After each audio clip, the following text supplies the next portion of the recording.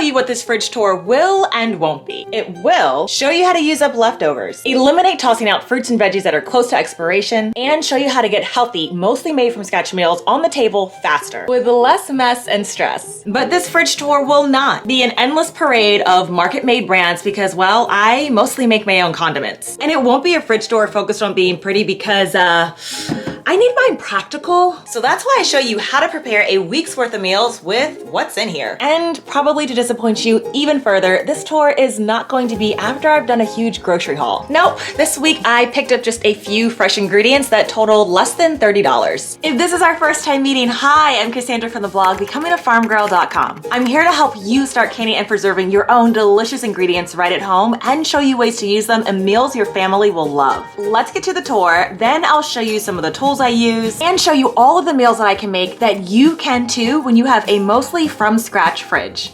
The bottom panel of the fridge door usually houses my ready-to-drink kombucha brews, beverages, and homemade recipes I'm trying to use up within the next 7 to 10 days. Canning, fermenting, and preserving gives your kitchen flexibility because you can extend the shelf life of fresh produce and vegetables for months at a time. Transitioning from market-made to homemade condiments is easier than you think. It saves money, eliminates questionable, unnecessary, or inferior ingredients, and gives you better taste and flavor.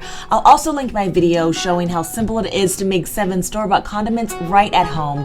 Be sure to download the free ebook that gives you the recipes, pictures, and step-by-step directions.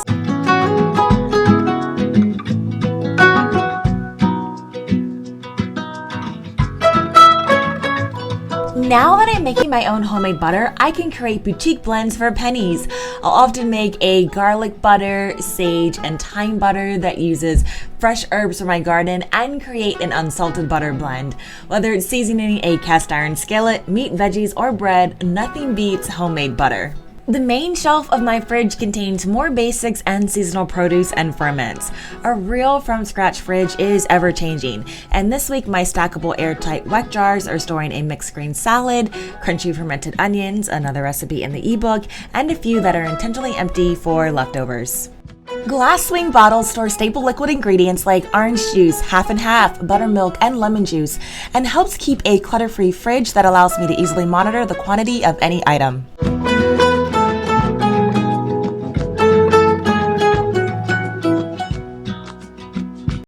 The top shelf of my fridge keeps our eggs, lunches that I prepped the night before, and use first basket. This basket contains remnants of ingredients that are approaching expiration that I need to use first before fresher ingredients. This week it's a bit of leftover ham chunks from when I canned black beans and ham, some herbs, and cheeses. To the left side of the main shelf are ferments that are ready to eat. You'll see the full fleet of these in a bit when I show you this week's meals. This shelf also stores my home canned ingredients and mixes. One of my produce bins stores fresh, whole seasonal fruit and vegetables, but I also keep some in cold storage in our basement. This week, the left side of the drawer is pretty lean. I've only got some defrosted sourdough and sprouted grain bread. Then again, this is all my husband and I need for this week. My fridge baskets and freezer meals sit on top of the produce bins. Now let's start making some meals. I always keep 1 to 2 freezer meals on hand for weeknights like today that I'll be working late. This recipe is one of my winter favorites. Maple Dijon chicken is filling and flavorful. You basically make a glaze, prep your veggies, marinate the chicken, and bake it. You can easily substitute any cut or type of meat, making it a very flexible recipe.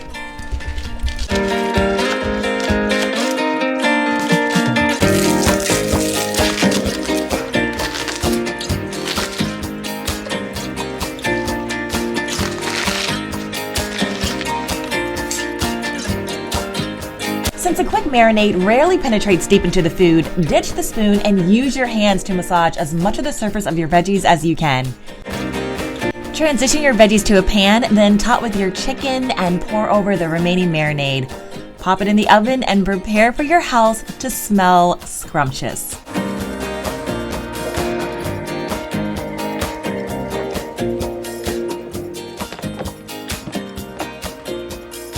Don't let prepping lunch stress you out, here's a go-to recipe that I have made for years. While our diet isn't exclusively vegan or vegetarian, there are many recipes I prepare that are intentionally meat and dairy free.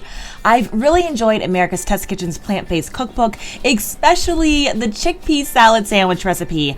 I can my own chickpeas, and y'all, this recipe is sneakishly close to a tuna salad sandwich. It just uses protein-packed chickpeas as the base. Chopped onion, my healthy homemade garlic and dill mayo, lemon juice, salt and pepper, crunchy fermented celery stuffing, which I showed you how to make in my fermentation video, really give you that classic bright, fresh flavor.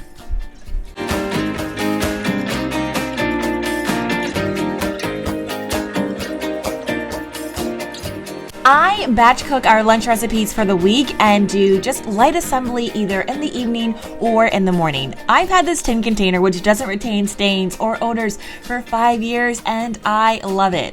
I'm going to pair our sandwiches with some herb and garlic infused fermented carrots and sliced cucumbers that y'all, they taste so good. You don't even need a dip. And then I'm also going to pair them with some dried prunes just for a bit of sweet. And yeah, that's lunch for the week. Now, during the week, we keep breakfast pretty simple, and later on I'll show you our breakfast weekend meals, including one that requires leftovers. Yeah, any kind of leftovers. But Monday through Friday, it's oatmeal, y'all. And I never feel like I'm eating the same thing because I'm always changing the toppings. This week, I'm adding honey fermented cranberries. This recipe is on my blog, but y'all, you can keep cranberries fresh for weeks on your counter by fermenting them. Now let's get to some doable dinner ideas that are quick and delicious. If you're not already, you've got to give fridge baskets a try. These baskets are the best fridge hack, and they're an organizational system that I've used in my kitchen for years. When I come home from the grocery store, I immediately take the ingredients that I need for a specific meal and then just drop them into their corresponding baskets. That way, I don't have to search all over the fridge when it's time to make dinner. I don't miss that fridge shuffle that I used to do at all. Plus, my family knows that if the ingredients are in a basket, I need it for a meal, so it's not part of the general consumption. Plus, it's a great way for me to build meals with ingredients that might be getting ready to expire. So I'll just take those ingredients and then I'll put them into one of the baskets, and it's like, hey Cass, you've got to fold this in, use it in whatever way, because you are not throwing, you know, whatever it is away. Oh, and sometimes when I am trying a completely new recipe from one of my cookbooks or something that I found online, I will either print the recipe and put it in a reusable sleeve, or I'll take a little index card with the name of the cookbook and the page number, and I'll just throw it right in the basket. It's kind of like how I make my own meal kit service that you see and hear about all the time, but without the markup. It's Taco Tuesday and tostadas are on the menu. I cannot wait to show y'all how well my homemade dehydrated ground beef makes this meal come together in minutes. My fridge basket already has everything I need to get this meal started after I come home from work. I have a video sharing how I dehydrate ground beef, and I love it because it retains its color, chewy texture, and taste so well, you don't even know it isn't prepared from raw meat after you rehydrate it. It's such a time saver. Ground beef fully rehydrates within minutes. After this, I add my seasonings and toppings. This week, it's homemade canned black beans and a ham broth, leftover guac, barbecue kale and collard kraut, pico de gallo, and homemade fermented sour cream. Since I've canned or preserved many of the ingredients, I know I'm giving my family toppings that contain probiotics, veggies, and added nutrition. The next meal is simple but savory. I took cauliflower and made a cauliflower mash and just paired it with a simple salad topped with items from my used first bin and my homemade condiments like pickled onions and homemade balsamic dressing. This salad came out tasting every bit as good as it looks.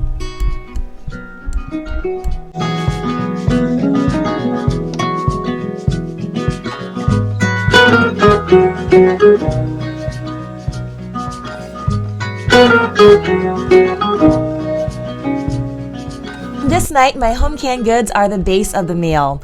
The star of the show are the honey orange slices, and that recipe is on the channel and on my blog. I love layering them on baked ham to add a moist glazed and infused cinnamon clove citrus flavor. I also grabbed a jar of my green beans that I've used French onion soup as the broth, and then I made some mashed potatoes and paired it with kimchi. Another weeknight meal that cooked up in under 30 minutes. Having an arsenal of quality brand glass jars and bottles is my preference because they're easy to clean, durable, won't stain or retain smells, and are clear, making it easy to monitor things. I truly love using my WEC jars, which are not only freezer safe and leak proof, but they are also the only jars I can stack in my fridge. I also enjoy these specialty bottles I thrifted to store liquids like beverages and ferments. These half-gallon bottles with a durable lid, easy grip, and carrying handle are also a favorite. Wide-mouth jars for condiments are a must, but for dressings, I like these fermentation-grade and leak-proof swing-top bottles that come with a pour funnel and labels. You can find many of these items at thrift stores, but if you can't find them there or if you need them sooner, a list is included in the description box below. On the menu tonight is beef stroganoff, but instead of noodles, I'll be using spaghetti squash.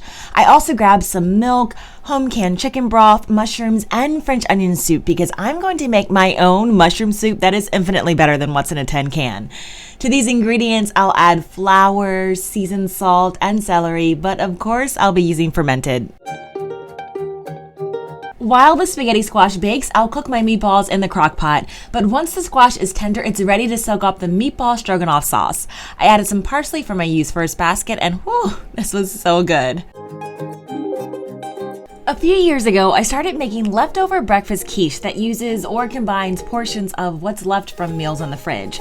I'm nearly convinced there's nothing a flaky crust, cheese, and eggs won't make right. Add a dollop of Dijon, herbs, and spices, and you've got yourself a new meal. I'm serious, y'all. There's hardly anything you can't stuff in a quiche.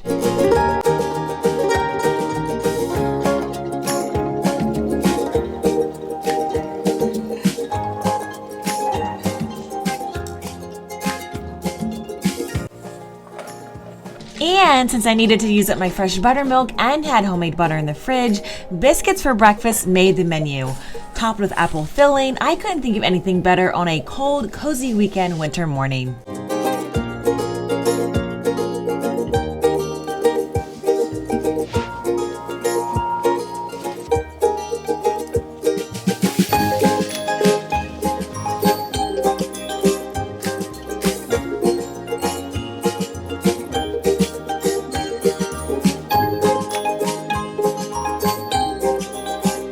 Start building your own from scratch fridge, click on the link to download your free condiment recipe ebook. And there's a second link where you can get my monthly canning recipes that comes along with a video, printable directions, pictures, and more straight to your inbox. I'll see you in my kitchen or garden soon. Take care, friends.